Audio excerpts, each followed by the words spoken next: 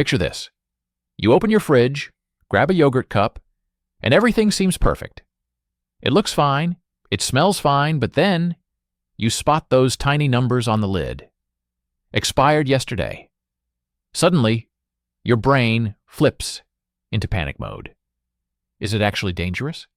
Is it still safe to eat? Or is that date just, well, a suggestion? Every year, we throw away billions of dollars worth of perfectly good food, all because of one little printed date. But here's the kicker. Most of those dates don't mean what you think they do.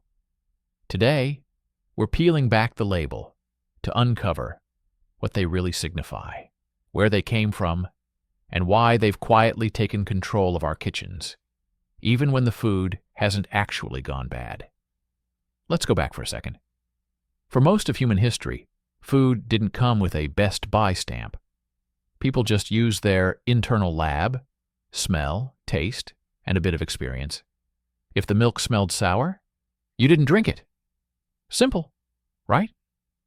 Expiry dates only really became a thing in the 20th century. That's when food started traveling long distances, sitting on supermarket shelves, and being sold to millions of total strangers.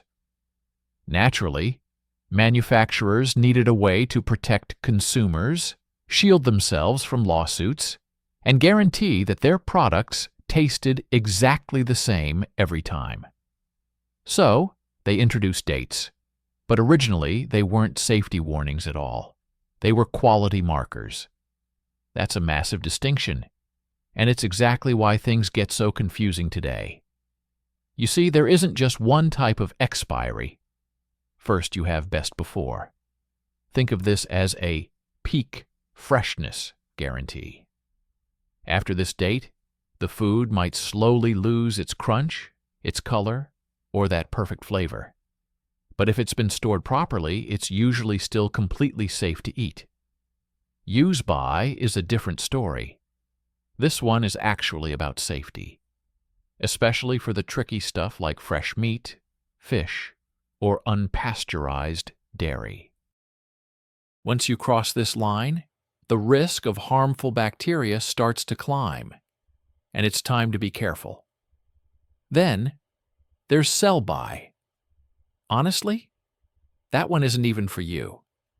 It's just an internal memo for the store, telling retailers how long to keep a product on display before rotating the stock.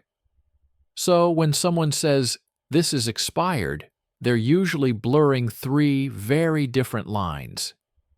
Now here's a detail that catches most people off guard. In most countries, the manufacturers are the ones who decide these dates themselves. They test the food under controlled conditions, checking temperature, packaging, and shelf life.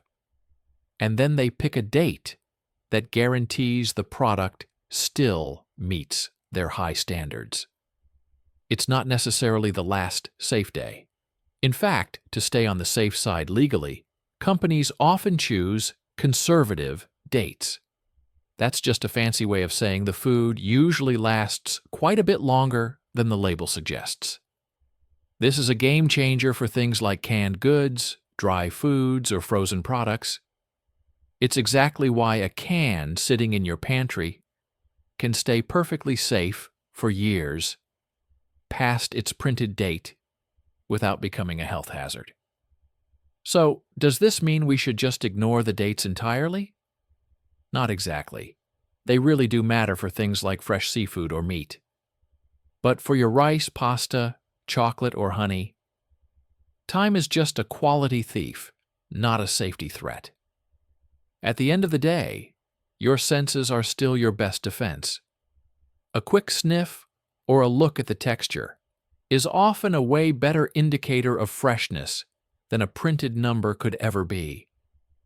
Think of the date as a friendly guide, not a biological switch that turns your dinner into poison at midnight.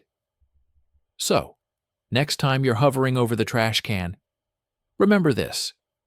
These dates were created to protect quality, not to override your common sense. Understanding the code on these labels saves you money, cuts down on massive waste, and, let's be honest, it just makes you a smarter shopper.